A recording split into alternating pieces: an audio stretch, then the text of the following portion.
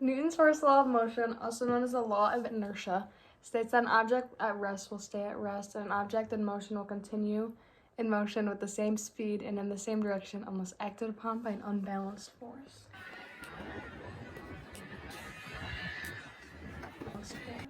In the case of a runner on a track, as the runner is moving forward, they're in a state of motion. If the runner suddenly runs into a person who's stationary, the runner will continue to move forward due to their inertia. However, upon colliding with the person in unbalanced force, the impact of the collision acts on the runner, causing them to slow down or stop.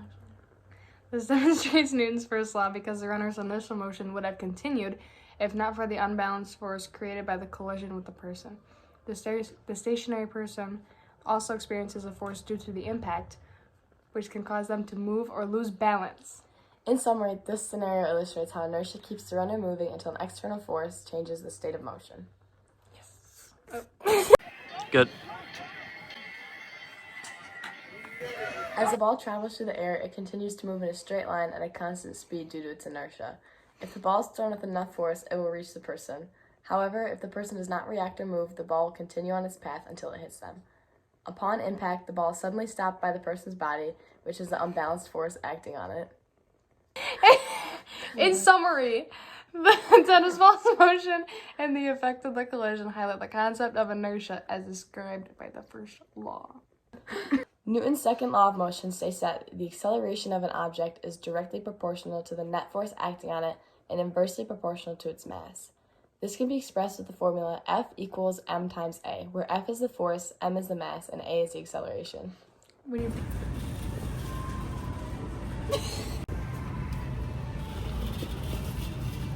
you push a shopping cart, the second law becomes evident. If you push an empty cart, it has less mass, so you can apply a smaller force to achieve a certain acceleration.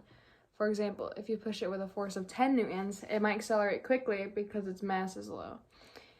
In contrast, when you push a full shopping cart, it has a greater mass. If you apply the same force of 10 newtons, the acceleration will be less than that of the empty shopping cart because the mass is greater. This means that to achieve the same acceleration as the empty cart, you would need to apply greater force. In summary, Newton's second law demonstrates that the acceleration of an object depends on the net force acting on it and its mass, showing how different masses require different amounts of force to achieve the same acceleration. Good. Hooray!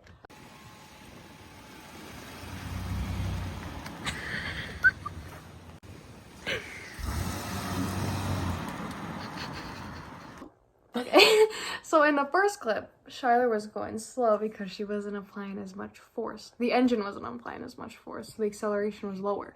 But in the second clip, the engine was applying more force, so the acceleration of the car was higher. This demonstrates Newton's second law because the more force applied to the engine equals more acceleration. Yes. Go. A human model of Newton's cradle can effectively demonstrate Newton's third law of motion, which states that for every action, there is an equal and opposite reaction. In a typical Newton's cradle, you have a set of balls suspended by strings. If you lift one ball and let it go, it swings down and strikes the next one. The action of the first ball hitting the second one creates a force that is transmitted through the balls. According to Newton's third law, the force exerted by the first ball and the second ball is met with an equal and opposite force exerted by the second ball back into the first ball. So, when we did our model, we had one person run into the line of people, and the force exerted from him was transferred from the second, third, fourth, I think.